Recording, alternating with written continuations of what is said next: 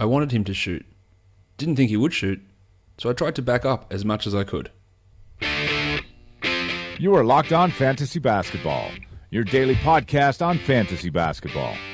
Part of the Locked On Podcast Network, your team every day.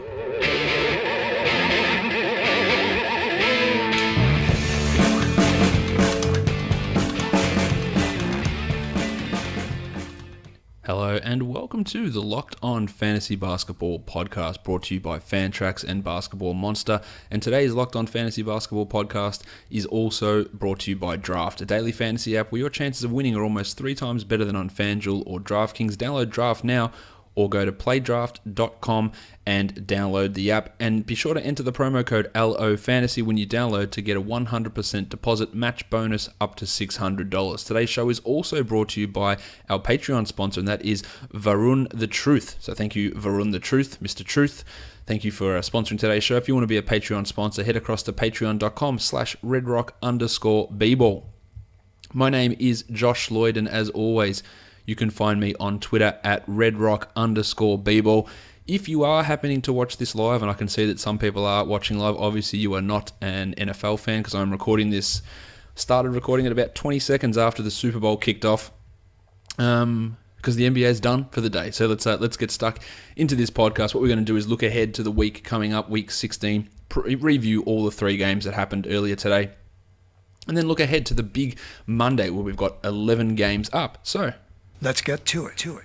We will start off by looking at the games for the week coming up, and that is week 16 in the NBA. As I just mentioned, we've got a rather unbalanced schedule, probably the best way of me phrasing that. We start off with a week, 11 games on Monday, as I just touched on, and then we've got a very low 3-game Tuesday. We go to 12 games on Wednesday, we've got 5 games on Thursday, 9 Friday, 8 Saturday, 4 Sunday. So when we look for streaming options, there's only 3 days that really stand out. Tuesday, Thursday, and Sunday, where they've got 3, 5, and 4 games respectively. What we always like to do in this scenario is look for pseudo back-to-backs. There's not many. There's Tuesday, Thursday as a pseudo back-to-back, and Thursday, Sunday as a pseudo back-to-back. We will cover that in just a sec. Let's talk about weekly leagues first, and we'll see what or how many games each team plays to give you an idea. Now, basically, it's evenly spread between 4 and 3 games. You've got 14 teams playing 4 games, 15 teams playing 5 games. One team, the Portland Trail Blazers, they play 2 games. So their guys, they're not going to be ideal, but 2 games of McCollum, 2 games of Lillard might be better than one of your 3-game guys who's the 10th best player on your team. So some of those players may have use. They're not complete write-offs. They are in, say, 8-team leagues. I would think that's highly doubtful to use a player like that. But in a 12-team league, Lillard or McCollum might actually slot in as being a viable option. No one else on the Blazers is going to be that sort of a player, though. If we look at the teams that play 4 games, the Bulls, the Cavs, the Mavericks, the Nuggets, the Pistons, the Pacers, Heat, Timberwolves, Pelicans, Knicks, Sixers, Suns, Kings, Spurs and Jazz, and the 3-game teams, the Hawks, the Nets, the Celtics, the Hornets, Warriors, Rockets, Clippers, Lakers, Grizzlies, Bucks, Thunder, Magic, Raptors, and Wizards. So who's got the best of these schedules in terms of ease of opponents? Well, the Heat have got a pretty good one. They take on the Wolves, the Bucks, the Nets, and the Sixers. So this is the 10-game winning streak Miami Heat. They've got They've got a legit chance to go 14-0 in this streak. They can win the next 4 games. The Wolves, the Bucks, the Nets, and the Sixers, they can win all 4 of those, which is just remarkable to think of. The Kings have got a good run as well, as do the Cavs, whereas at the back end of the 4-game teams, that's a better way of phrasing it, the Wolves, the Sixers, and the Spurs don't have ideal schedules for our fantasy purposes. In fact, the Sixers is terrible. The Pistons, the Spurs, the Magic, and the Heat, that's a terrible 4-game run. With the 3-game teams, the Wizards have the best run of it. Cleveland, Brooklyn, Indiana. And the worst of them, we look at the Warriors and the Raptors. The Raptors take on the Clippers, the Wolves, and the Pistons, while the Warriors have the Bulls, the Grizzlies, and the Thunder. Let's talk daily changes leagues and in trying to make use of how we can better utilize the The streaming situation, I guess, is the best way of putting it. Now, normally when I look at it, I talk about 8-game teams or days with 8 games on it or less being good days for streaming. So we can look at Thursday, we can look at Tuesday. Saturday is an 8-gamer, so that's borderline. You can probably stream in on Saturday, and 4 games on Sunday is a no-brainer. The problem with the way that this week's set out is there's not many pseudo back-to-backs. Now, Saturday, Sunday is a back-to-back of low volume games that you could use. The problem is no team plays a Saturday, Sunday back-to-back. Some teams do play that Thursday, Saturday pseudo back-to-back. We'll get to that in a sec. Let's talk about the Tuesday, Thursday back-to-back. And when I say pseudo back-to-backs, it's because you can add someone for Monday, they won't play. There's 11 games on. You could add someone for Wednesday, they won't play. There's 12 games on. They're going to sit on your bench. So you add someone for Tuesday, and then they play against Thursday. That's 2 games for 1 edition.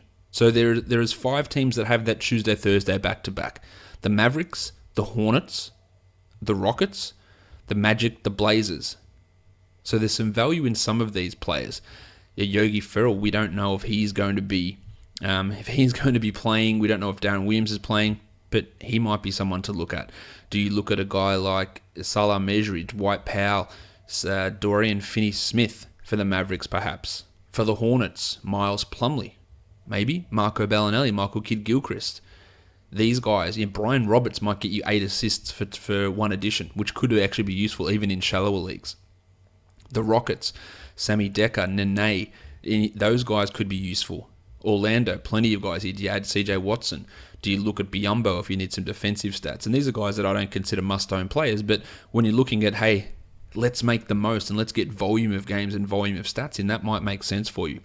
For the Blazers, Mo Harkless might have been dropped. Fine, rightfully so, but add him back in for these 2 games that they've got coming up on Tuesday, Thursday. Evan Turner is going to be a good guy to add in that situation. Do you look at Ed Davis? There's a couple of guys you can look at. Now, as I said, the Saturday, Sunday, there's no one playing, but Thursday, Saturday, which is another pseudo back-to-back, you might get some use out of. We're talking Cleveland. We've got Utah.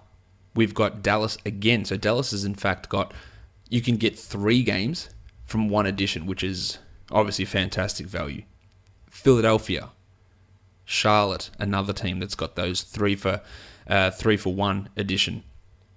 The Thunder, the Magic, and rounding it out with the Celtics. So there's a lot of options for that back-end Thursday, Saturday scenario where you can stream players in and use 2 games for 1 edition. So that's a good way of looking at that weekly schedule that's coming up.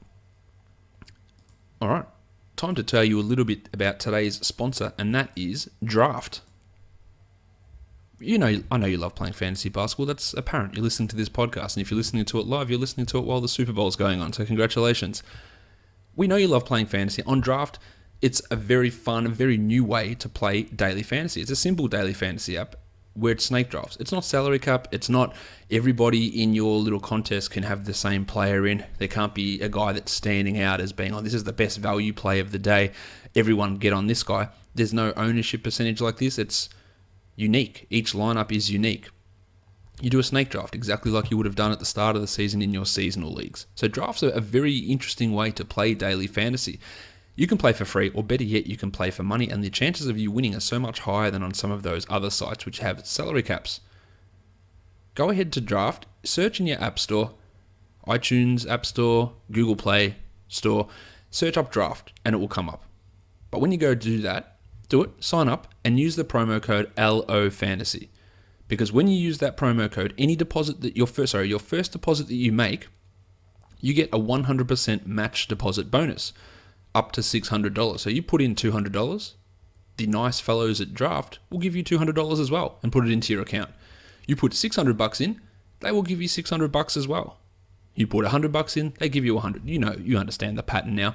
So that's what Draft's all about. It's a great way to play daily fantasy. Go in there with the snake drafts, get one of the best match deposit bonus in the business, if not the best, and do it all while supporting this podcast. So use that promo code. Make sure you use that promo code LOFANTASY, whether you're downloading it through your phone or going to playdraft.com and using that promo code there.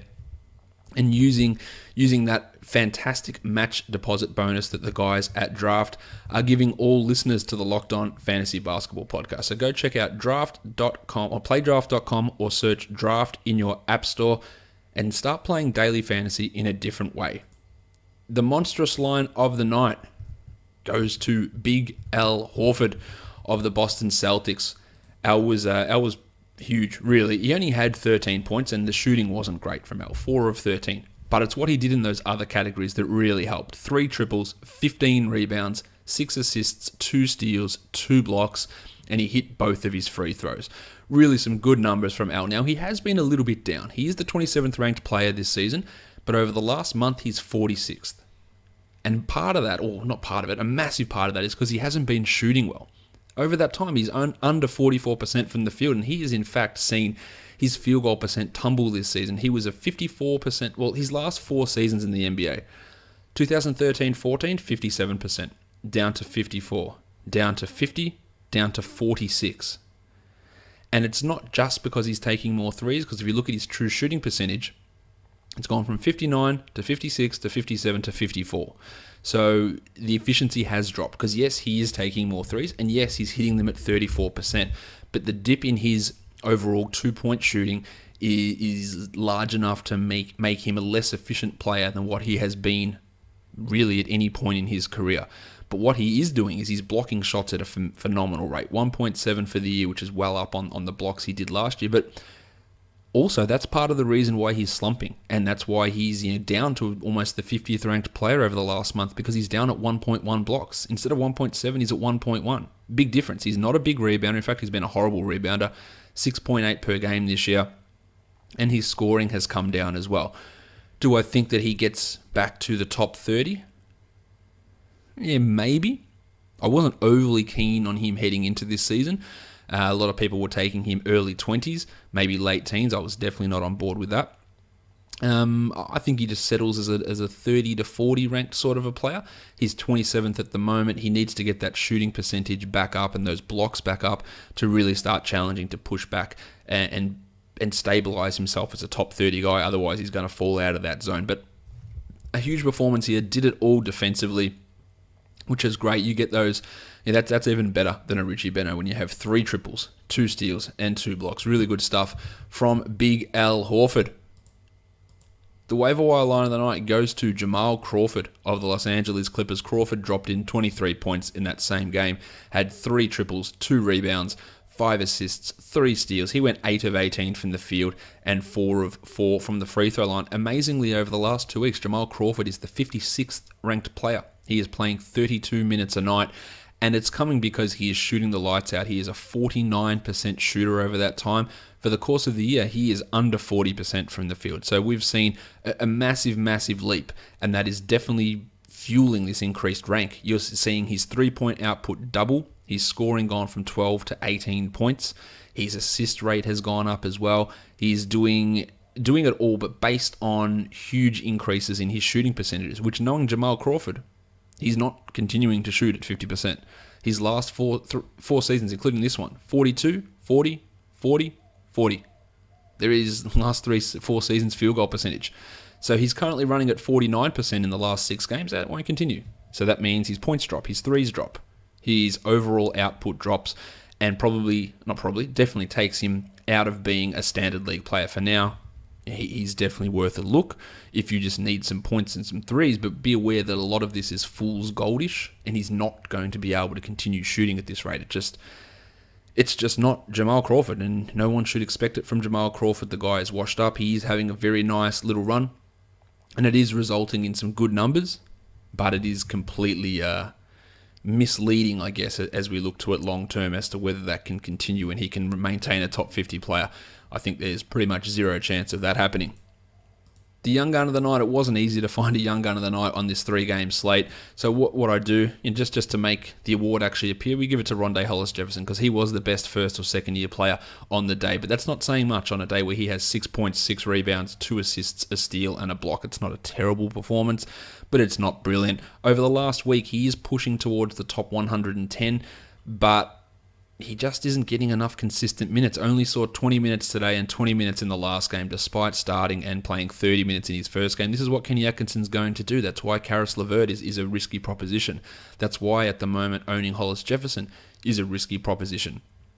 Because Atkinson's just not going to give them big minutes or consistent enough minutes to make them worth owning. I reckon in most 12-team leagues, you're probably going to be able to find a better option than Rondé. Especially if his minutes get jerked around like this. And if he sees 20 a night, then there's no way that he is maintaining enough value to be a 12-team league guy. If he gets 28, then sure, you can get those boards, you can get those steals. But in 20, it's not going to be enough. It's going to be one that you leave for the very, very deep leagues. All right, let's talk about the dud of the night. JJ Redick wasn't a great night for Redick. 6 points with 4 rebounds, 1 assist, no peripheral stats, and he was 2 of 9 from the field. He has been, I guess, a disappointment this season. He's the 103rd ranked player for the season. He's stepped it up to 94th over the last month, but he had an opportunity, and in the past when he's had opportunities when Blake has been out or when Chris Paul's been out, he steps up and becomes a top 50 guy. That just hasn't happened for him this season. Yes, the minutes have been up a little bit recently, but he's not shooting the ball well, just 42% over the last month, and that's the real benefit of Redick, a guy that scores and hits a lot of threes, but does it at 48%. This year, he is at 45% from the field, and he saw his shooting percentage, or his true shooting, come down from 63 to just under 60. So his efficiency is dipping, and that's to be expected for a guy that's his age, I guess, and he's getting up there in age. He still should be owned in most leagues. If you're in an 8-team league, JJ Redick is not a must-own player. In a 10-teamer, yeah, probably is, but he's providing really threes, and that's it. And a lot of the time you can just stream them, man. You could just add Jamal Crawford. You can get threes from lots of areas. So don't consider him totally untouchable, especially in 12-team leagues. Especially in 10-team leagues. Don't consider him untouchable. Don't consider him an absolute lock to play, because realistically, his value is coming from, marginally from free throws, but majorly from the three-pointers. And that's a category that can easily be achieved by useful streaming options. All right, let's move on now to break down these games in a little bit more detail. The first one we're going to take a look at, we're going to talk the Toronto Raptors. They took on the Brooklyn Nets. Some interesting stuff happening in this game, I guess. Still no DeMar DeRozan. So we had Norm Powell starting again. Wasn't Norm's greatest night, but he played 33 minutes, 10, 6, and 3 with a block. Wasn't a great shooting night from Norm, where he went 5 of 14 from the field. But you know what I think of Powell. I think he's a very, very good player that needs to be starting somewhere, but that's just not going to be in Toronto, and his run is going to run out pretty soon. Kyle Lowry did play, got a triple-double, 15, 11, and 11, and played 39 minutes. On a night when he's ill, and you're playing the Brooklyn Nets, and you give Corey Joseph the night off for a mental blow, whatever that means, just seems odd management, especially with the history of Kyle Lowry, with the minutes adding up and I won't say inevitable because it's not inevitable, but the potentially inevitable, maybe that's a better way of phrasing it, breakdown that occurs for him in March, in April, in May if they get that far. There's no reason to play him 39 minutes in a February game against the Nets so you can give Corey Joseph the night off. It's poor management. Very, very poor. Damari Carroll had one of his better games, 15, 5, and 1 with 2 triples, 3 steals, and a block. A good night from Damari, but it's not enough for me to say, go back and grab him, he's back, or anything like that. He just doesn't seem like he's really going to do this consistently enough. Or Terry Ross had a big game, 17, 3, and 2 for Rossi with 3 triples in 26 minutes, but that came on 64% shooting. And you can talk about JJ Redick. Like, if you want to stream someone in for threes, like Terrence Ross can almost give you the similar sort of numbers that in that 3 column that Redick can do. And Redick's value as being a 3-point contributor who's a 48% shooter is not there anymore.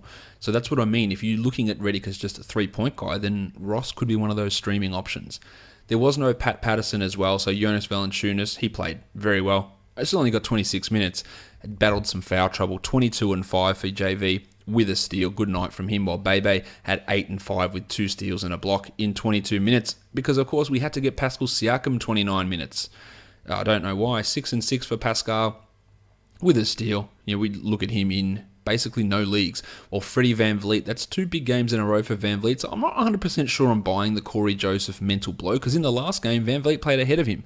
And Joseph played just 6 games. He played just 6 minutes in that game. So I'm not really sure what's going on with Joseph and with the way they're using it. But that's 2 good games in a row for Van Vliet. 2 of 10 shooting's not good.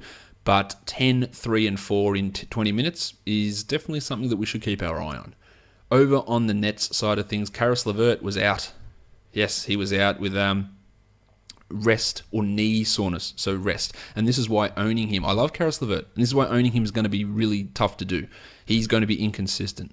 The minutes given to him are going to be inconsistent. He is going to sit out games. You can probably do better than him in 12-team leagues. Shauna Kilpatrick turned in his second straight strong game, 18 and 5 with 5 triples and a steal. Not enough to make me say he's a must-own guy. 20 and 7 for Brook Lopez with 2 blocks, while Trev Booker off the bench had a big game. 15 and 10 with 3 steals. That's 2 big games in a row for Booker coming off the bench. Still just more of a 14-team league guy, but it's a situation to watch. The point guards, once again, Kenny Atkinson sticking to script with giving more minutes to the backup. Spencer Dinwiddie had 7 points with 3 assists and a 1-1 in 21 minutes. Isaiah Whitehead played 15 minutes and had 2 points. Neither of these guys are standard league players, and they will continue to be jerked around. 13 points for Bojan. He hit 3 triples. That's great. Stream him for threes. That's really all that he is at this point. He's nothing more than that. He doesn't offer anything else to teams, I don't believe. The next game we take a look at, the Clippers and the Celtics. Doc Rivers going all sentimental. Started Paul Pierce in his last trip back to Boston. That moved Ray Felton to the bench, but this doesn't change anything with this rotation moving forward. Pierce started, played 5 minutes, hit a 3, and did nothing else. He's going to go back out of the rotation. I've got no... And sometimes I'll say, well, how do you start a guy who isn't in the rotation? My standard bullshit. But this is fine. You start Paul Pierce, you let him come onto the court as a starter against the Celtics, and then you just say, what, Paul, just pack it up for the rest of the year, mate. We won't need you again. And that's pretty much exactly what's going to happen. As for Felton, he came off the bench. He played 25 minutes. He would have got those extra 5 minutes Pierce had, and that would have been his 30. 16, 5, and 4 with 3 triples for Ray. He's playing very well at the moment. He's fine to own in 12-teamers, while Blakey Griffin had 23, 8, and 4. DeAndre Jordan wasn't awesome, 6 points, but had 16 boards. Wasn't his best night. He normally does quite well against the Celtics. And Austin Rivers was stinky. 1 of 8 from the field for Rivers for 5 points, but he still got the 34 minutes. He still had 5 assists, and he still had 3 rebounds. So a decent night from Rivers. It wasn't decent in terms of he got the minutes and he got the assists, but obviously the 5 points and the 1 of 8 scoring is terrible. He needs to be owned still. On the Celtics, Isaiah Thomas cooled down a little bit, which is to be expected. 28 points on 39% shooting, 3 triples, 8 assists, 1 steal, and 2 rebounds. When I say, and I say it all the time, and you might not always hear it, but when I say Isaiah Thomas is going to regress, this is more what I think he will regress to. I don't think he comes out and scores 16 points and has 2 assists, and that's what he becomes. I think he goes from being 40 points at 60% shooting to maybe 25 points at 42% shooting, 43% shooting. That's where I think he regresses to, and that's sort of a sign here. He only went 27% from 3, and this is the regression that I have warned against with Thomas that will come. But again, it's not meaning that he's going to become terrible. It just means that he won't be historically unparalleled, which is what he has been.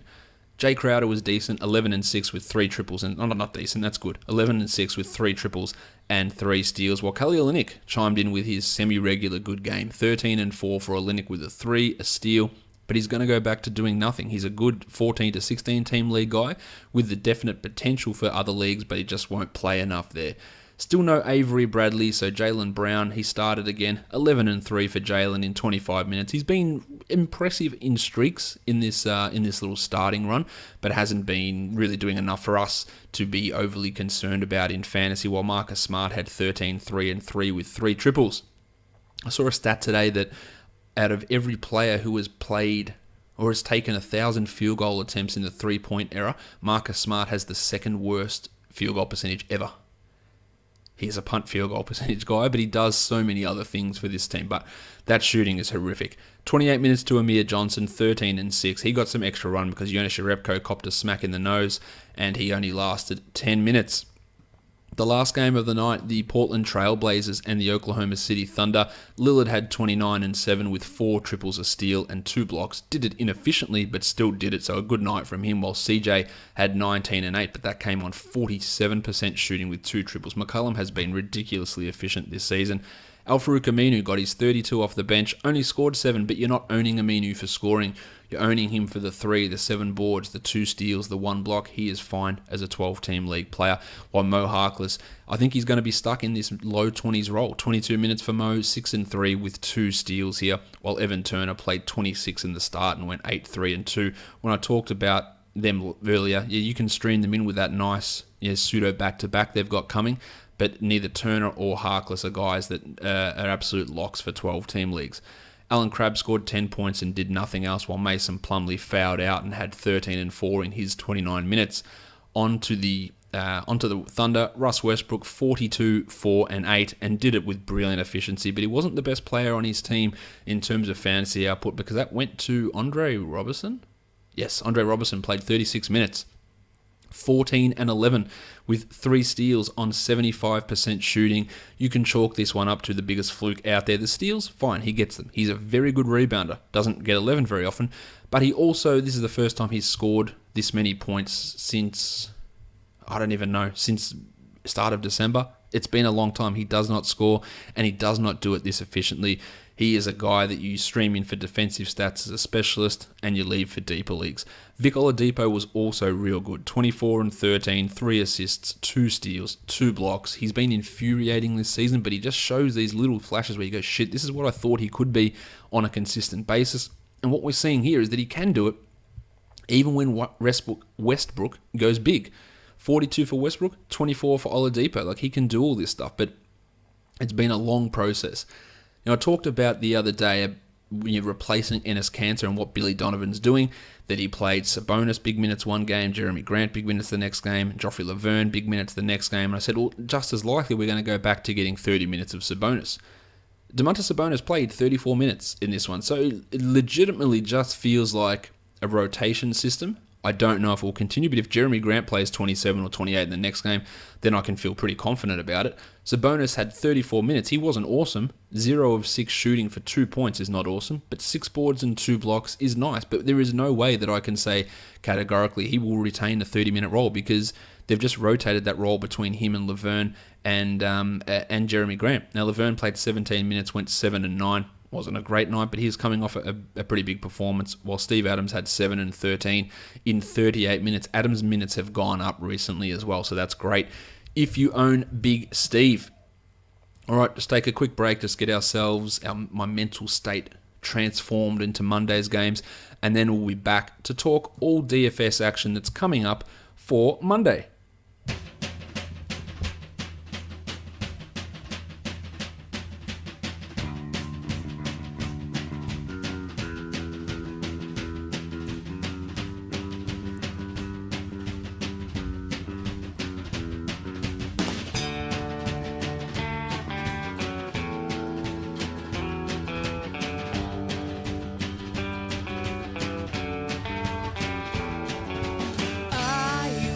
Now I had a dream view on that cold September night. I had nothing left to look forward to. I thought you were all I wanted, but I never really knew. Alright guys, we're back. Let's talk perfect DFS from Sunday. On FanDuel, Russ Westbrook 54.8 and Dame Lillard at 46.9.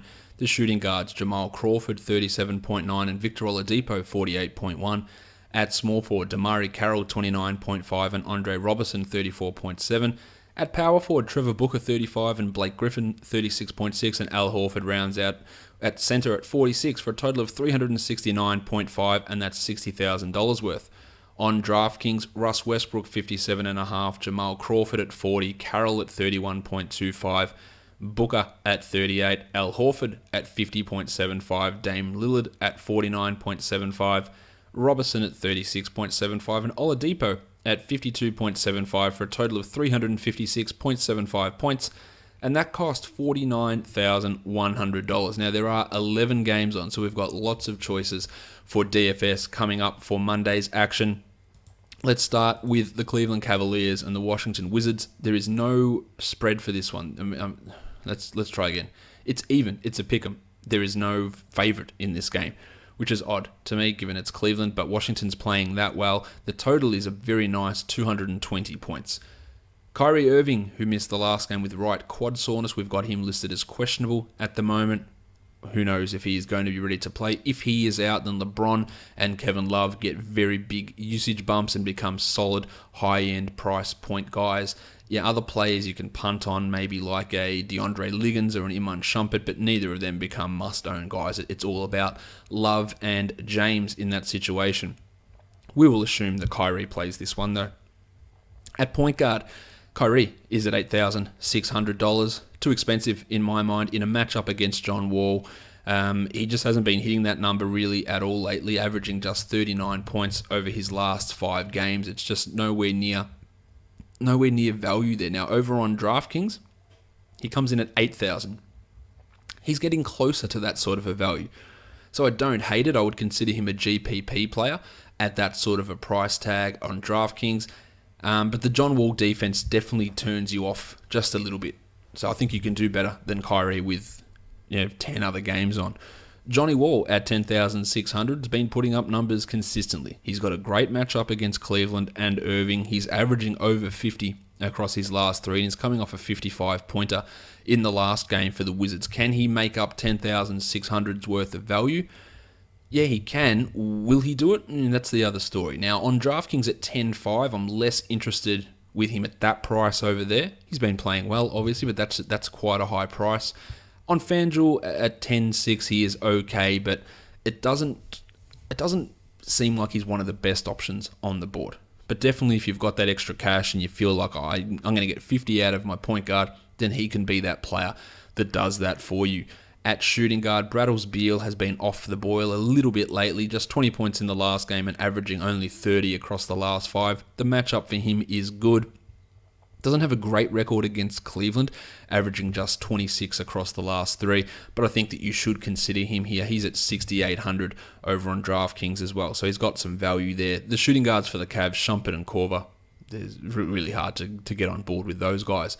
Small forward, we've got Otto Porter is at 6,400. Love Otto Porter. He just is not giving us anywhere near $6,400 worth of value. I can't see that being worthwhile. At $6,000 on DraftKings, you might consider it, but then you would also look a bit closer and go, there's many other options that are going to provide better numbers for me. Kelly Oubre, I like that he's getting more minutes, but he's providing no stats. So on a shorter slate night, you'd punt him into a GPP, but there are just way too many other options that are worthwhile. James at 11,200. It's pretty high. There are so many other guys out there that maybe spending 11,000 on LeBron is not going to be the smartest idea. He's at 10.4 on DraftKings. Not bad on DraftKings. I definitely don't love it. And you're still wanting him to get 55 or so over there, and I'm just not 100% sold. Now, if Kyrie is out, I would look into it a little bit more, but that is a big chunk of cash for LeBron. Now, he is super consistent, so he's very, very useful in cash because you know you're not going to get an absolute turd out of him, and you're probably, look, his lowest score in the last 5 with FanDuel scoring has been 46. So that's not busting up a cash lineup if he has a bad game.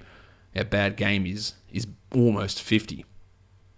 But not sure that he's getting to the $11,000 heights that he might need to be. But he's still a very, very good player, as you're well aware. Kevin Love at 7,600. I like that, even more so if Kyrie is out. He dropped 41 in his return in the last game. Wouldn't be all over it if Irving plays, but if Irving is out, it's fine. 8,200 for him on DraftKings. That's a no-go if Irving plays. That's too high for Kevin Love over there, I believe. If Irving is out, I would look at it. I would probably more look GPP just in case he gets relatively hot, but he's not a must-play at that sort of an elevated price. 7,200 for Markieff Morris has been playing well, but 7,200 is just too high. I like what he's been doing, but I feel like nearly everyone in this game is overpriced, so it's not a great DFS contest. Despite the total being high, everyone's price is just so high. At centre, Marcin Gortat at 6,700. If it wasn't the Cavs, I'd be much more happier with it, because we know the Cavs can suppress the output of centres, but Gortat's on a real roll at the moment, and I would feel alright about giving him a run. At 6,100 on DraftKings, same. I think that he's definitely worth looking at. The dude's averaging 40 points over the last 5. And yes, the Cavs are traditionally a hard team for centres to play against, but recently they have been giving players like Gortat a bit of a boost. So you can consider him. Tristan Thompson's a tough one. He's been up and down. He's at 5,400 on FanDuel. I want nothing to do with him at that price. At 46 on DraftKings, yeah, maybe, but in general, no. All right, next game we'll take a look at. We've got the Oklahoma City Thunder. They are taking on the Indiana Pacers. The Pacers are favored by 4.5, and the total is 210.5 points. I don't think that Thaddeus Young plays with that wrist issue. The x-rays came back negative, but there's a lot of swelling in that sprain. I would be stunned if he played. Rod Stuckey is the other one that is questionable with an ankle sprain. He has no real impact. Now, if Thad is out, then we're going to be looking at Lavoy Allen, who is still a minimum priced player. If that is out, Lavoy Allen becomes one of those guys that I would get into my lineups and try and build around.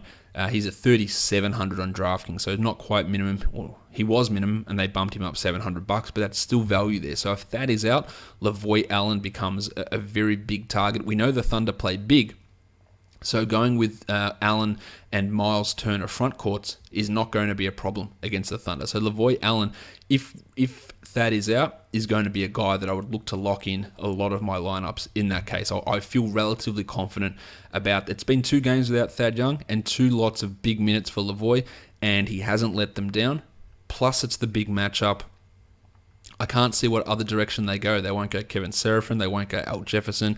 Playing CJ Miles, there could be a disaster against the Thunder. So I don't see them going that other direction. So that's something to definitely look at. Russ Westbrook is at 12,400. It's a lot for Russ, definitely. We know that, but you talk about LeBron's consistency. Russell's lowest score in the last 5 has been 49 points. He probably won't achieve 5x value. He probably won't.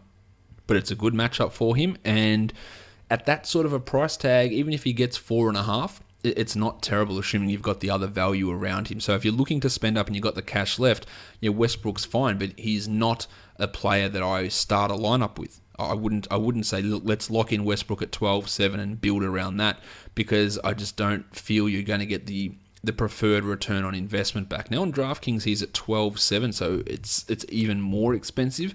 And yes, the scoring system does suit him over there, and he is averaging 61 over the last 5. But even if he gets you 61, it's not quite going to be enough. Still like him, but he's not an absolute must lock-in player.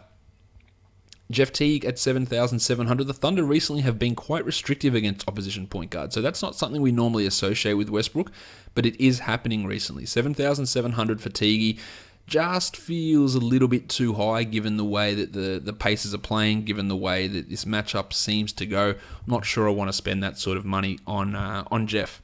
My name is Jeff.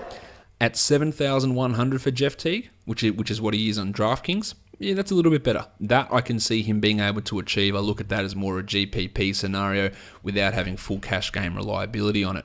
At shooting guard, Oladipo's at 5,700. Had a monster 48-pointer today. Probably don't think he can put up that again, but at 5,700, I feel pretty good that he can at least approach 30 points. He's at 56 on DraftKings, no problems. I think he's a very good play on both sites. Yes, he's had his ups and downs, but the guy's averaging 29 over the last 5. If you get me 29 at 5,700, you're already coming out ahead. And this matchup is not a tough one for him. I'm not thinking that CJ Miles is coming out here and shutting down Victor Oladipo. Small forwards, Andre Robertson had a monster today. Obviously, he had put up 35 points. He's at 3,600. He just will not get to that level very often at all, so I'm not looking to get back there. CJ Miles at 4,100. He's playing okay, but it's not translating into very high DFS points. He would be a GPP player to me, but that's strictly it. I couldn't trust him in cash. And as for Paul George, man, back at 8,800, no thank you. He had that nice little run and his salary had come down to like 7.3 and you go, this is great. We can start smashing Paul George. At 8,800, you can pass on that till the cows come home. On DraftKings, where he's at 7,800, well, that brings it back into consideration. Go, okay, 7,800 is fine. I think that we can look to use that. He is a mild positive coming up against the Thunder. He's averaging 41 in his last 5, dipped in the last 3 to 35, but I think he's fine at 7,800. Just at 88 on FanDuel, it's just a write-off. You don't want anything to do with that. If we want to go by Billy Donovan's pattern, this is the game for Jeremy Grant to play big minutes. He's a minimum salary player, so you could absolutely take a punt on him in a tournament, but I'm not 100% convinced that Donovan is strictly going by a rotational system. And if he is, that's probably the dumbest coaching I've ever seen. That's why I'm not, because I think Donovan's actually a good coach. I'm not convinced that's what he's doing. That's just what the pattern has been. So we will see that with Jeremy Grant. But he is literally averaging 9 points in the last 5 games. So he's been brutal. And you know why? Because he's not a good player at all. He's just not a good player. And that's why he's not getting minutes. But he's a minimum salary player that if this pattern holds and they're just rotating players through, it's his turn and it might work out. Which is all you're looking for, I guess, in GPP scenarios. Power forwards, Sabonis. Does he get 30 plus minutes again? He had 34 today and scored 13 points. It wasn't a great return.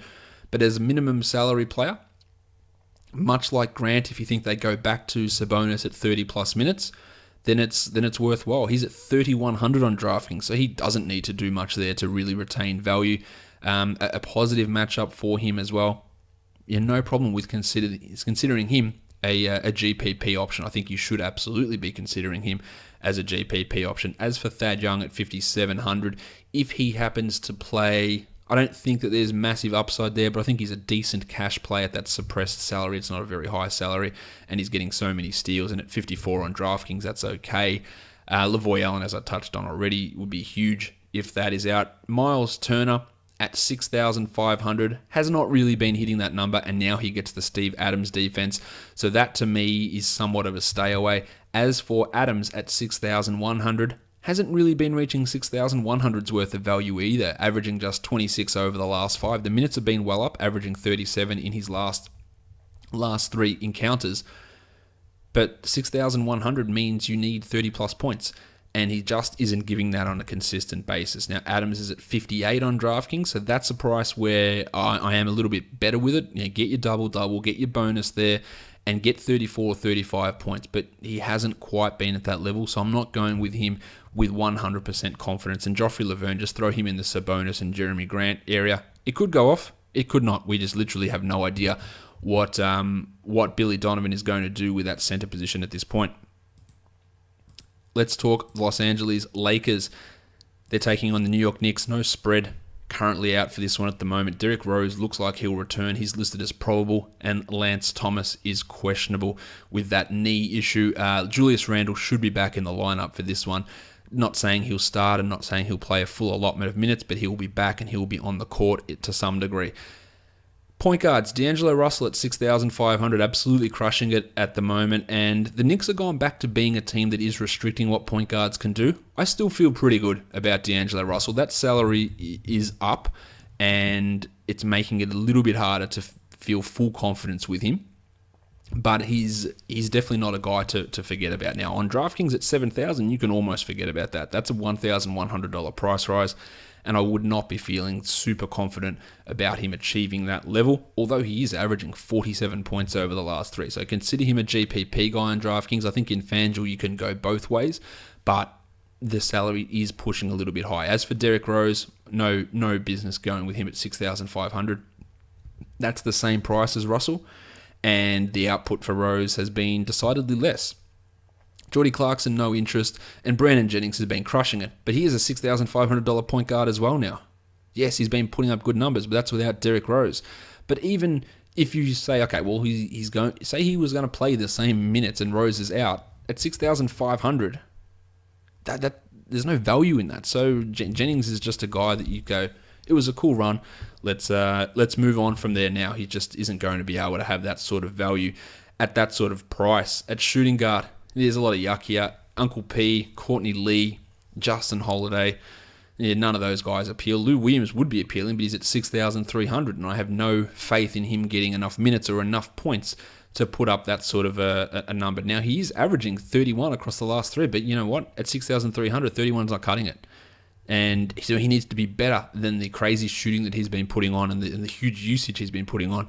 And I don't feel confident in Lou Williams being able to do that. So to me, he is a stay away.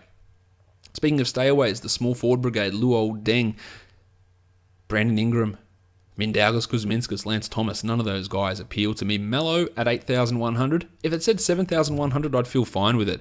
8,100 is not good for Carmelo Anthony. I don't think. He's struggled to get anywhere near that recently, averaging just 26 over the last three. Now, the Lakers matchup for him is a good one, so there is a chance that he gets to 40, but I feel like it's a long shot, so therefore it's not going to be for me.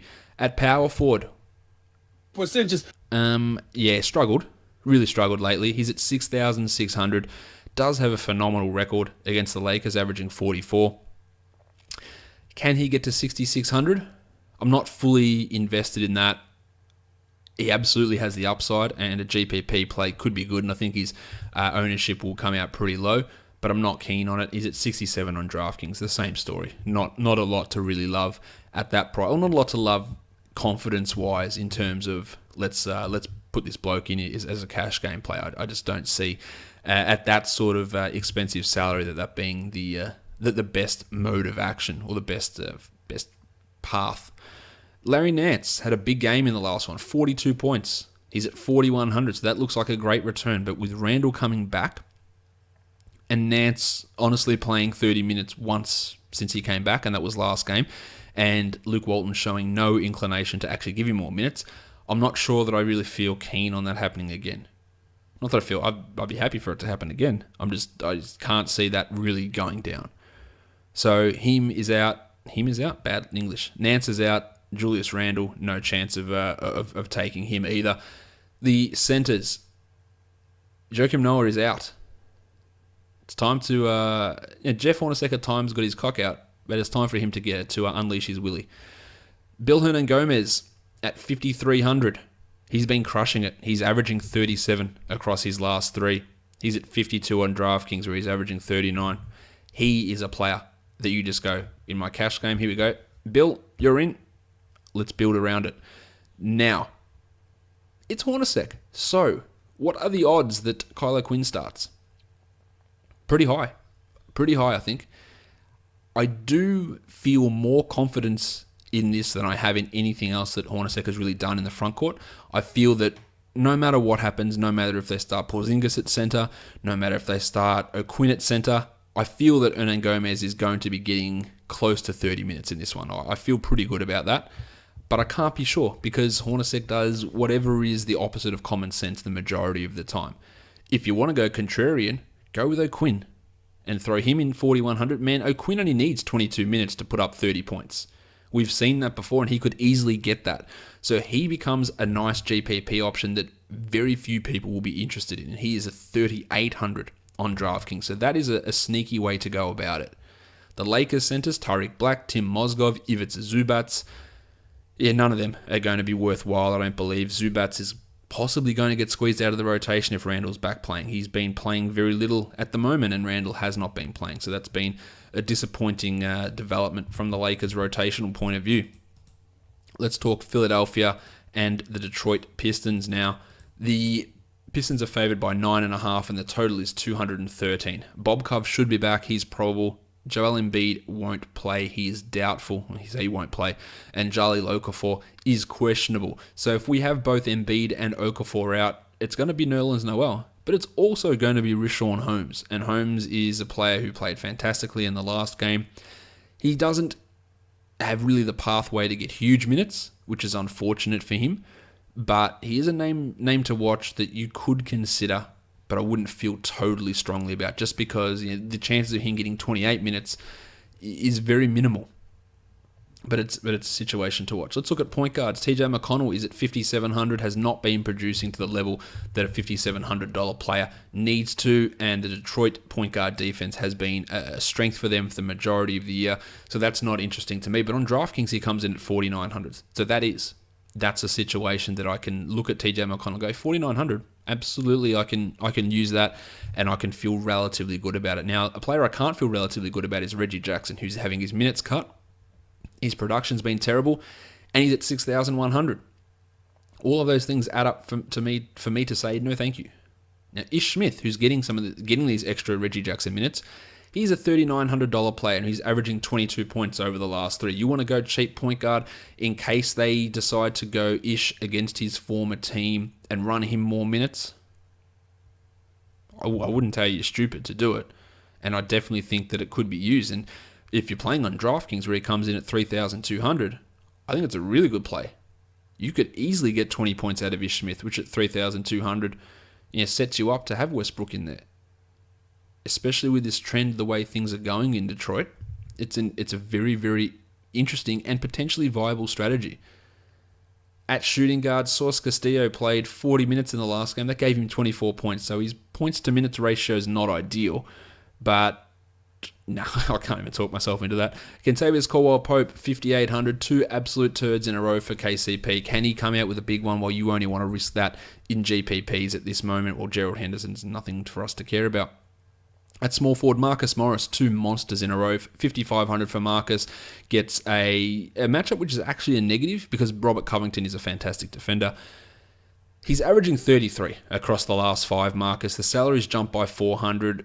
Our track record of Marcus Morris tells us that this can't be him, that he can't continue to do that. But I'm okay actually rolling the dice on him one more time and taking a look at it. Now, I hate that on DraftKings he's jumped up by $600. That's not an ideal situation. But there's some potential value in Marcus Morris. That's probably the best way of me framing that. As for Bob Covett, 6,400, killing it before he got injured. Now he comes back to a recovery from injury and a negative matchup. I don't want to spend 6,400 on Covington. He's at 58 on DraftKings, so I think there's great upside in that in a GPP, especially at that price tag. The tackle box, John Lua at 4,800. Has been playing better, but it doesn't translate into DFS points, so I will leave him alone. Or Ersan Ilyasova has been crushing it. Yes, he's at 6,100, but I feel pretty good about using Ersan as even a cash game play. If we look at him on DraftKings at 6,300, that I'm not so keen about. Nerlens Noel at 5,600 has not been, and even if Jahlil Okafor is out, I don't feel confident in Nerlens getting to that number, so I will say that in general he is going to be a pass, and Šarić is just a guy that we would look at as a GPP player if we say that Okafor is out as well. Toby Harris really struggling, not spending any cash on him. At center, Andre Drummond at 8,500. Which Drummond are we getting? The one that's going to drop 60 or the one that drops 25? That's the problem with him. I think it's a great match. I know it's a great matchup for him. So he becomes an awesome GPP play, and he becomes an absolute stay away to me in cash because you can't rely upon what Andre Drummond does. He's as up and down as they come, but this has got 50 written all over it. Makes him a great tournament guy. As for Okafor, he's at 4,600. If he happens to play, I don't even have full confidence of him being able to retain that sort of value. So that's a pass from me. Let's talk about the next game, the Utah Jazz. They're taking on the Atlanta Hawks. The Hawks are favored by 1.5, and the total is 197.5. Now, maybe this is being a little bit obtuse.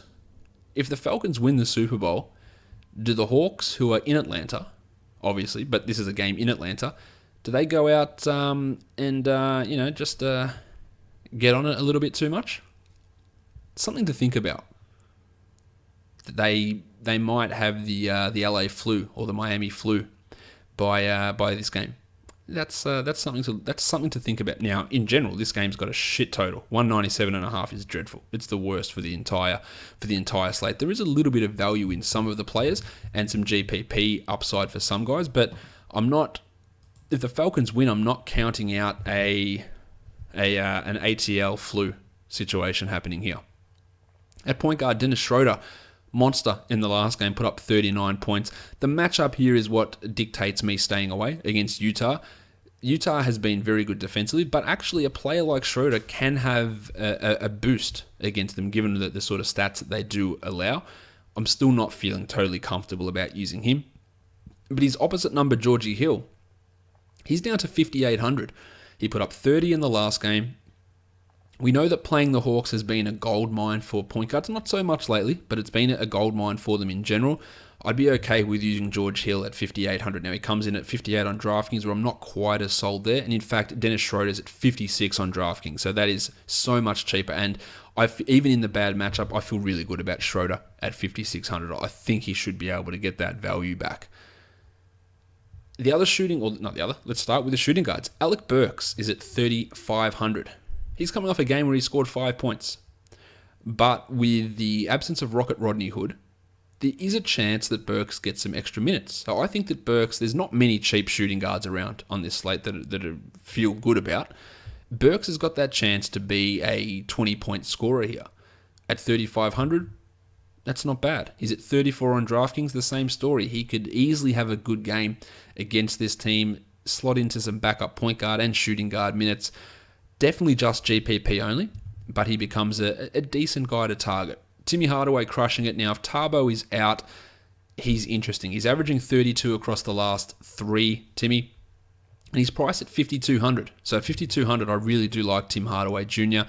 at that price tag. Now on DraftKings, he's at 55, so it's a little bit of an elevation, but if Cephalosha is out, I feel pretty good about going back to Tim at that salary. I understand that there is a lot of variance in what he does, and that makes him a risky proposition for cash. But I wouldn't totally rule him out in the scenario that Tabo is out. Otherwise, he just is strictly a GPP guy. Small forwards, Tabo, Joe Ingles. There's just no upside with those guys. I can't see them being interesting. But I'm not off Joe Johnson. He's at 3,700. He's getting a lot of minutes. He's playing at the 4. He's playing at the 3. He's averaging 24 across the last 3 games at 3,700. That's fine. It's a good matchup for Joe. He is back in Atlanta. I'm okay with Joe Johnson at 3,700. I think there's value in that. I think that can be a really, really good play.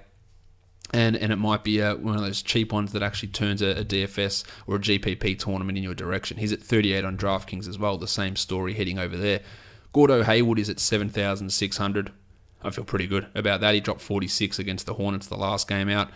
Yeah, Gordo should be getting 36 or 37 most nights. Now, he is at 74 on DraftKings. Still don't think it's a write-off there. There's value in Gordon Hayward at that sort of a price tag. Kent Bazemore is at 4,900. I'd rather spend the 300, honestly, on Tim Hardaway Jr., the extra 300. Bazemore has been okay, but not enough to make me say that that's a cash game play because it's far from it. Is he an upside tournament guy? Yes, especially on DraftKings where he comes in at 4,400. He can be a tournament player. The power forwards, Paul Millsap's at 7,900. He is up and down, really. He had 33 points in the last game. He's averaging 33 across the last 5. But in the last 5 games, he's had a 13-pointer and a 71-pointer, which was that quadruple. Yeah, 4 overtimes. Quadruple overtime game against the Knicks. 7,900 for Millsap is fine, but I would look at it more as a tournament situation. I just don't feel good about him getting 40 points on a regular basis. Now, he comes in at 6,900 on DraftKings. Giggity! That's a good price. And that's a price where I can say, you know what, I feel good about Paul Millsap in cash in that sort of a situation. Derek Favors, no thank you. At center, Rudy Gobert at 7,900. He's been putting up big numbers, Rudy, but 7,900 is a lot to spend for him. So I'm not sure I'm totally involved there, but at 71 on DraftKings, yeah, that's good. At 7,100, yes, the Dwight Howard defense is a little bit of a concern, but not really. 7,100, there's enough value to play around with there for Gobert that I can see him being a useful player. As for Howard, 7,400 on FanDuel, and he gets the Gobert defense, which is a concern for anybody. Howard is a stay away for me. Now, he comes at 68 on DraftKings. Still, I'm still not thinking that's going to be a tip-top investment. Let's go on to the next game now. We're talking about the Los Angeles Clippers and the Toronto Raptors. No spread currently released. We don't know the status of Pat Patterson or DeMar DeRozan for the Raptors. Obviously, if DeRozan's out, Norm Powell is in. Now, he's at 4,800. I still think that that's worth looking at if DeRozan happens to be out, but it's not as no-brainer-ish as what it was earlier on. And at 5,500 on DraftKings, that is not appealing to me, despite, or even if DeMar DeRozan is out now. For the point guards, I assume that Ray Felton goes back to starting after that one-game Paul Pierce interruption. 4,700 for Ray. No problem with using him. And don't expect 35 plus, but expect 25 plus, which at 4,700 definitely works out in your favour. As for Kyle Lowry, he's a $9,000 play. He had a triple-double today, but only didn't even get to 45 points. So that's a high salary for Kyle. And I do think that you can spend $9,000 in a better way than spending it on him. He's at 89 on DraftKings, the same story.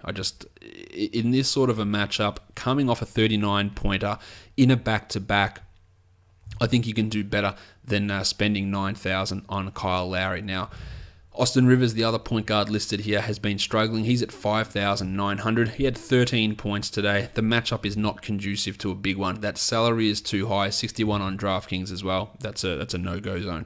DeMar DeRozan, 8,900. If he plays, hate it on FanDuel. DeMar DeRozan, 7,600 on DraftKings. If he plays, really like it. If he plays, of course. There's such a big discrepancy on his price between sites. JJ Redick's at 4,900, has really shit the bed lately. He's got some tournament upside, but that's about it. But Jamal Crawford has been definitely playing above him. Still just a tournament guy for a lot of the reasons I highlighted earlier. Just talking about his shooting percentage, which is completely unsustainable, given what we know about Jamal. At small forward, DeMario Carroll's at 3,700. Really good matchup for him. It is a back-to-back. Can he play the minutes? I think if DeRozan is out, he will be a tournament guy. If DeRozan is in, he'd still be a tournament guy, but not a high priority guy. Terry Ross at 3,600 really gets the bump. If Carroll is out, not Carroll, if DeRozan is out, he gets a little bit of extra run, but strictly just a tournament type of play for him as well. At power forward, Blake Griffin, 9,200 for Blake. It's pretty expensive. He's at 88 on DraftKings, still pretty expensive, but I don't mind the 88 on DraftKings. I think there's a little bit of value to be had there with him, and I think you should be looking at least 40 plus from him, but you need more than 40. The matchup is a decently positive one. It's not great, but it's okay. So I do think that Blake is worth looking at if you're spending up cash at the power forward position. He can be one of those players that gives that value back. Centers. Jonas Valanciunas, 6,100. The matchup against DeAndre Jordan is a worrisome one, so I don't think that I want to spend... No, I know that I don't want to spend 6,100 on JV. He's at 58 on DraftKings, so that's a little bit better. Double-double bonus might help him there as well. I don't think it's a high priority one. I don't think it's a lock. I don't think it's a play of the day or anything along those lines, but it's solid, especially if Patrick Patterson happens to be out. Now, DeAndre Jordan's at 7,000 on DraftKings, pretty cheap. Didn't really get it done against Boston today. But the $7,000 I think is totally fine against Toronto to consider using him. At 76 on FanDuel, yeah, I'm not feeling it at that sort of a price. I think you can spend that money in better ways. And Bebe's at 4,000, hasn't really been putting up big lines. If Patterson is out, I would consider him a GPP guy, but I also wouldn't feel fantastic about securing him into a cash lineup. Let's talk about the next game now. We've got the Phoenix Suns and the New Orleans Pelicans facing off. The Pels are favored by 5, and the total is 221, which is the highest total of the entire day. Dragon Bender is questionable with that ankle situation. That's not going to impact us too much, I don't believe. At point guard, Drew Holiday is at $8,000. He's been fantastic. He gets a matchup which is a significant positive for him going up against the Suns. But $8,000 on Drew Holiday? I'm not sure that is the smartest way to spend $8,000 on this day.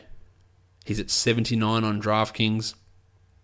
Sure, you can put him in a tournament, but I do not feel great about it.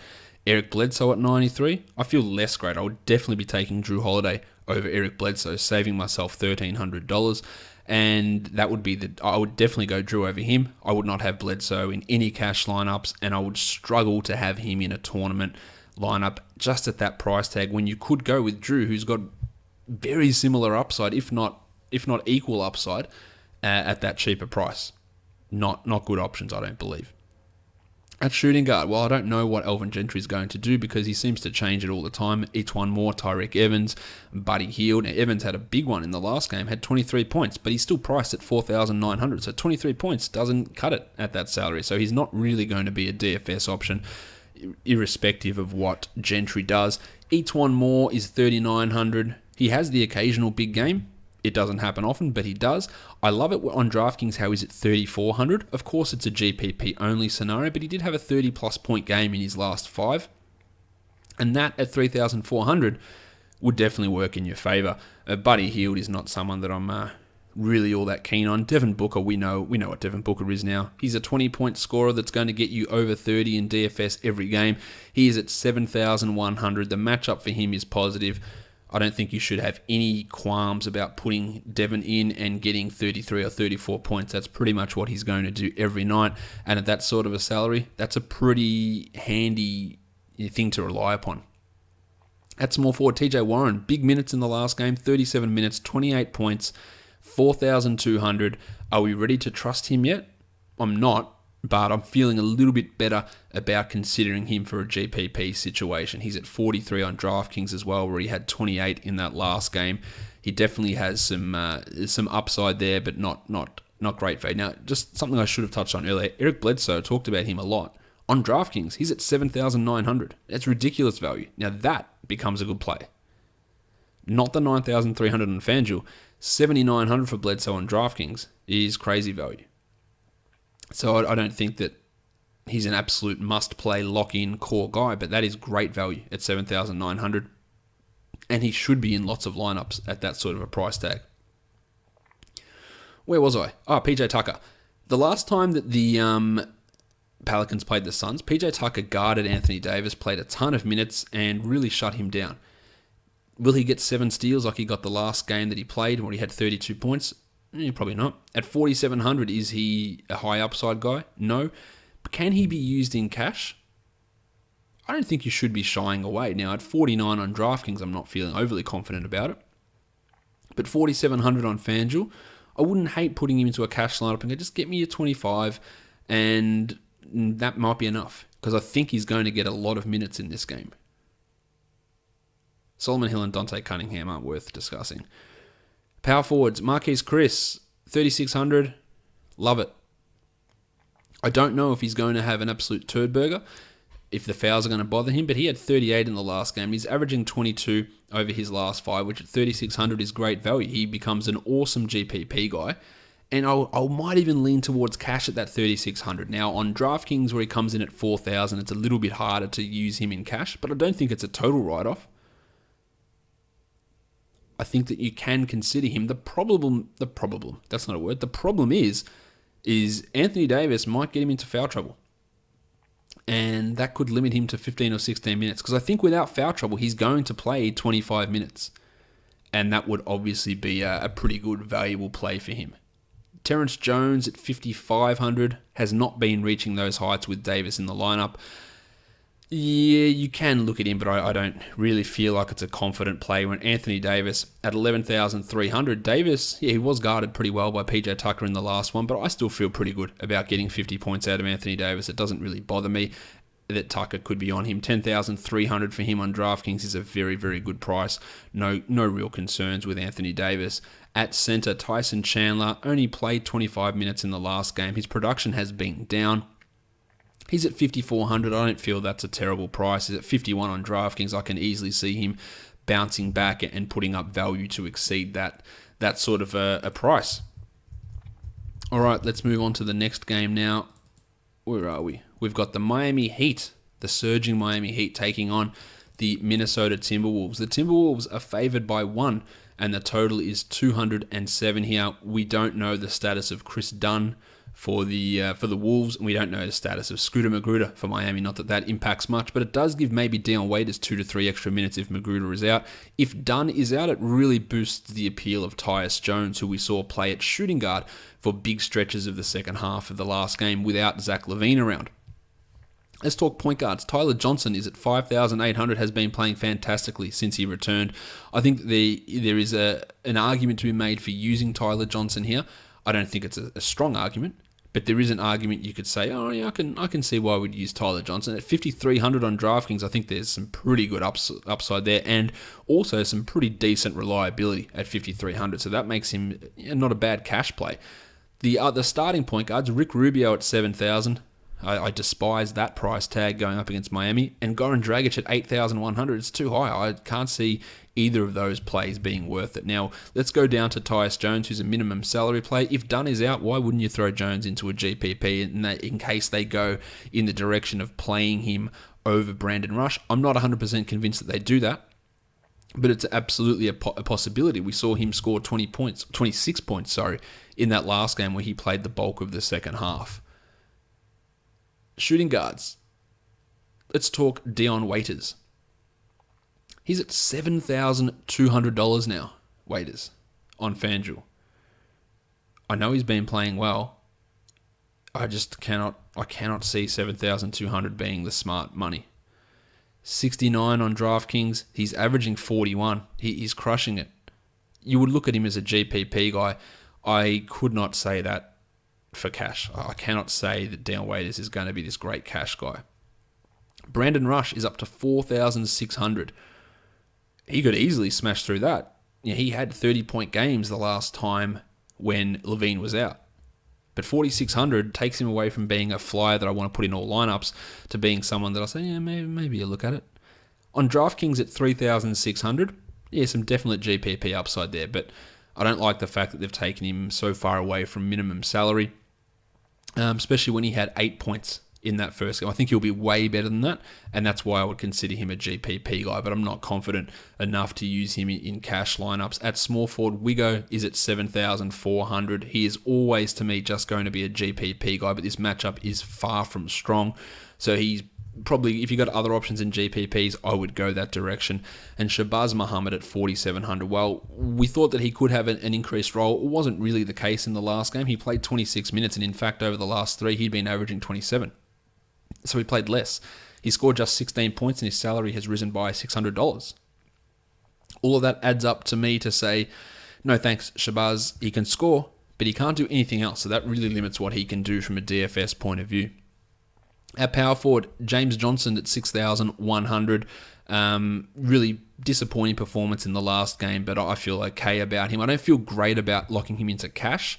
At 5,500 on DraftKings, I do. I think that's a great price, and I would consider it in cash, but I wouldn't on FanDuel where it's at 6,100. While Gorgie Jeng is at 56. I like Gorgie Jeng's upside here.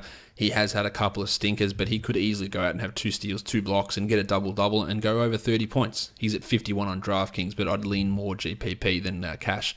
Karl Anthony Towns at 10,200.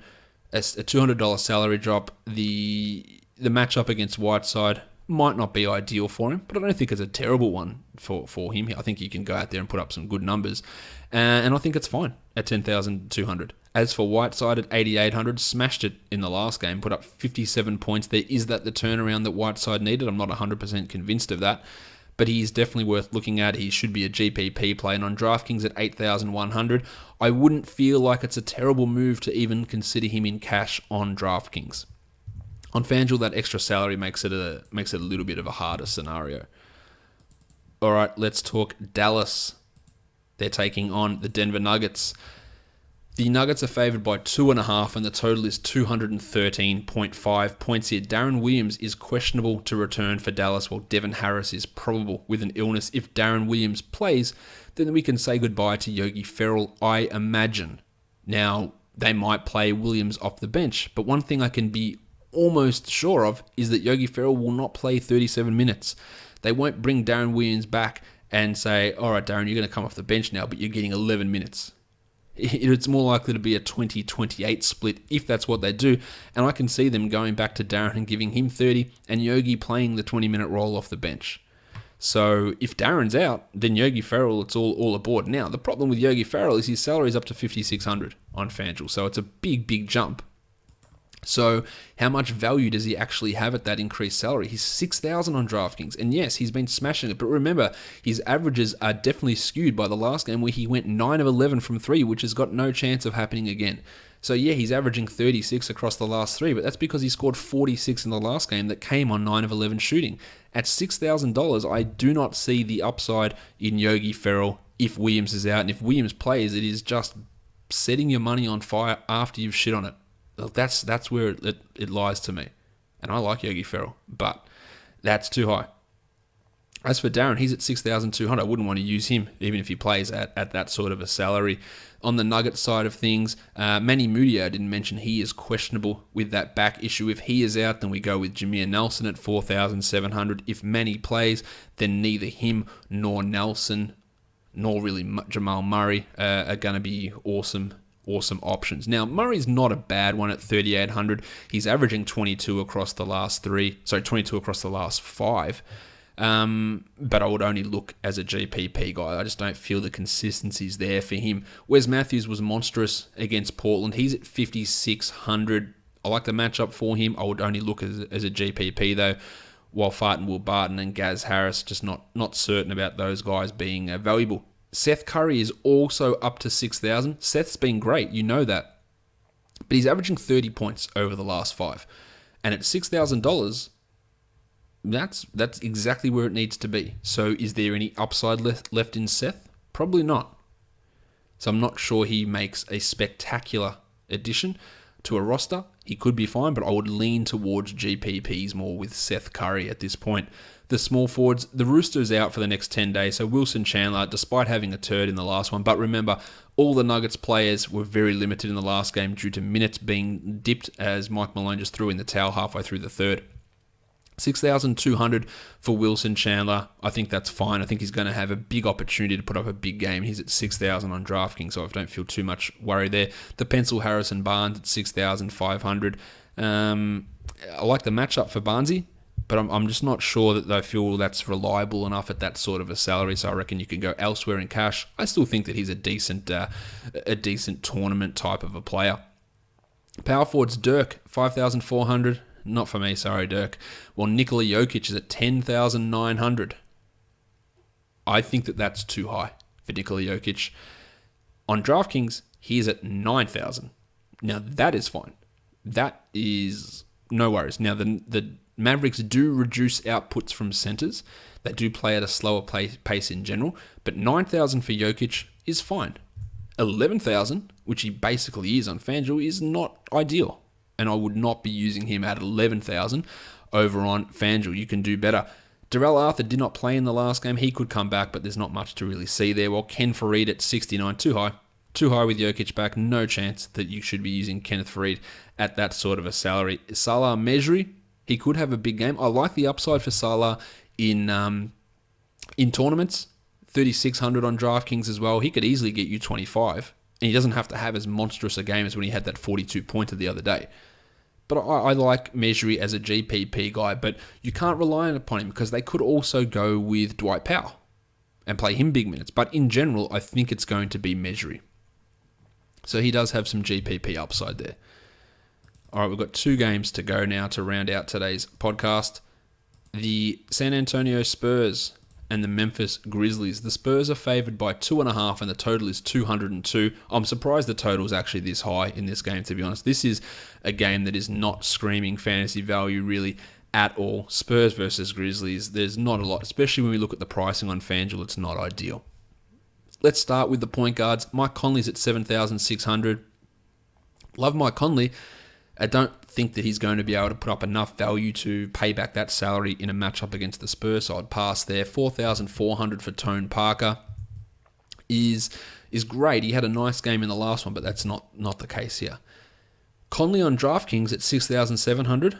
I feel alright about that. I think there's value in using Conley there, and I wouldn't shy away from him, even in cash, if that's what you need to do. That price dip is significant, and it's worth paying attention to.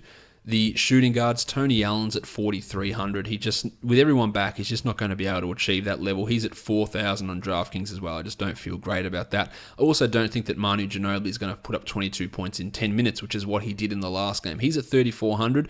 Sure, you can take a punt on him, but in a Memphis matchup, I don't expect Ginobili to be able to repeat those feats 2 games in a row.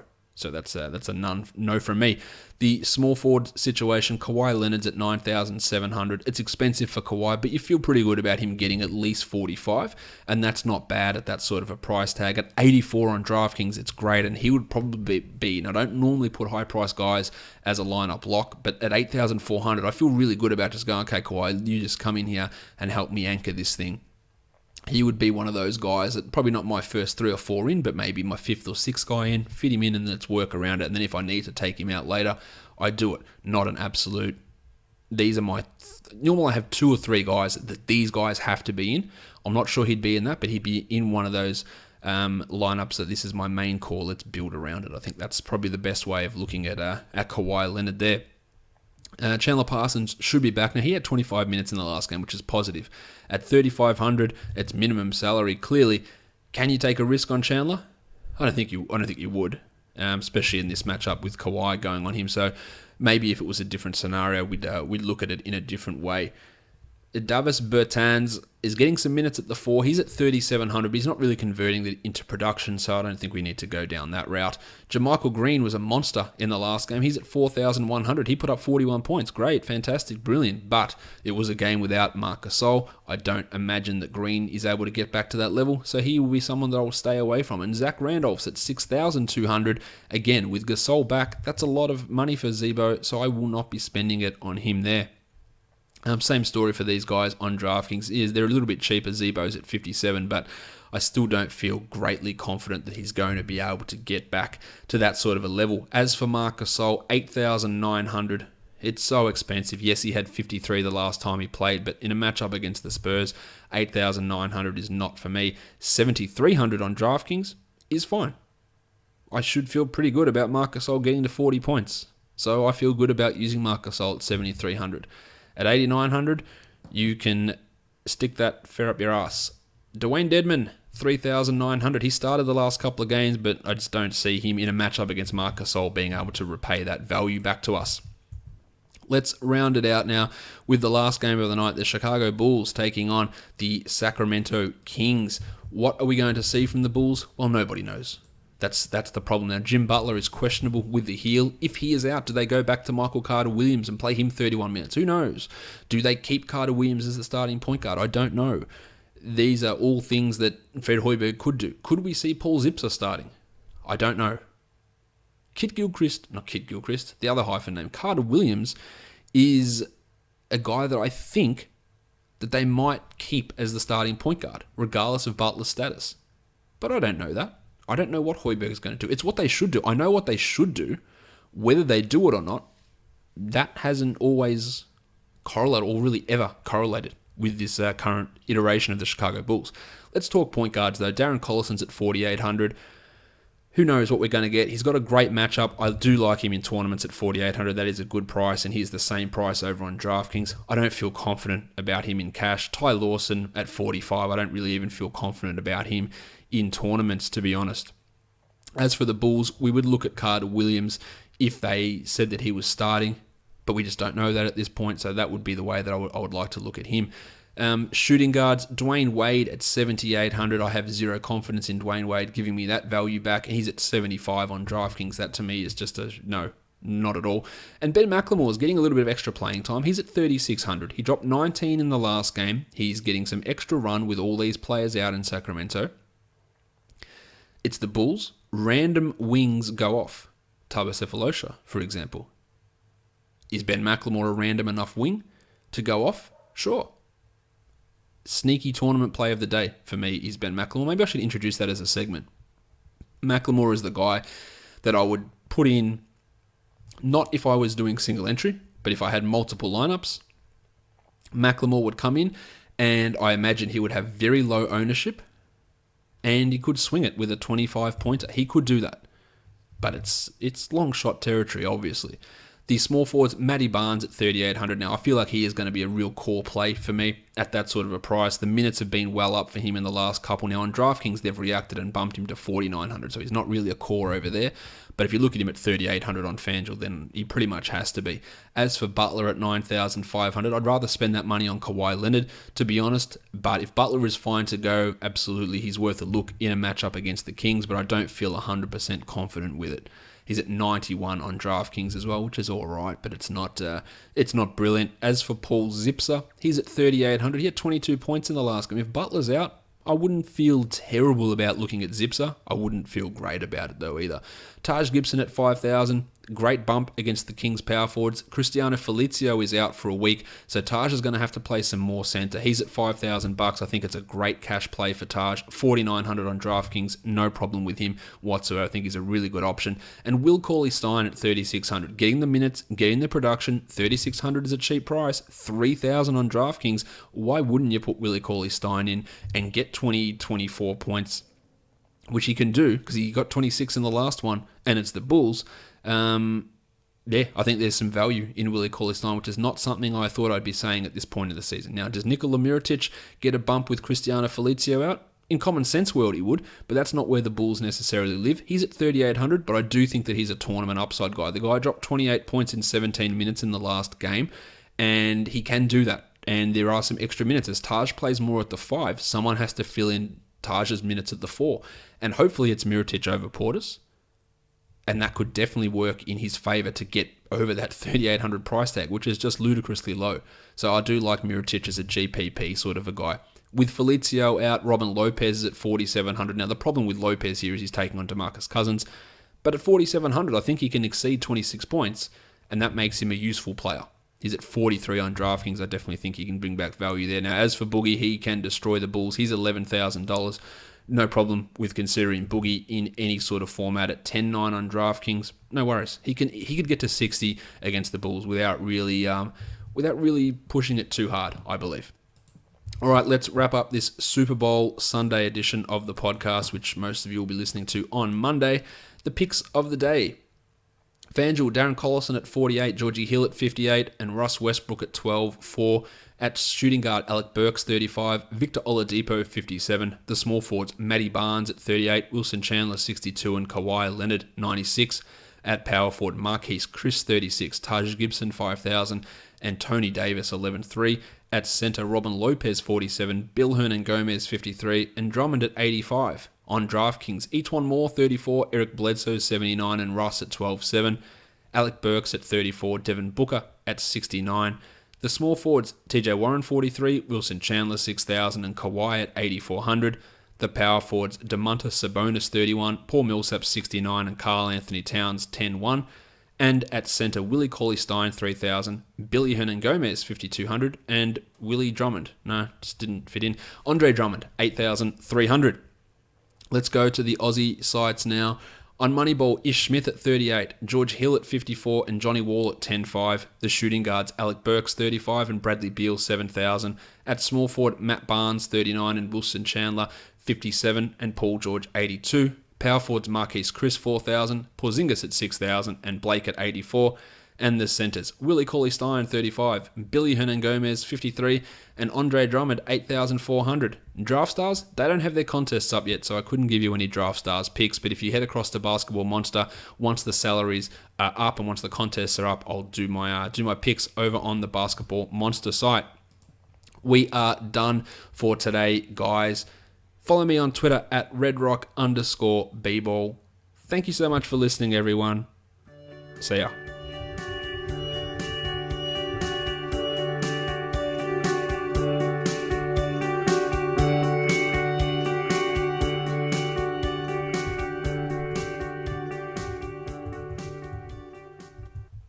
Isaiah Thomas.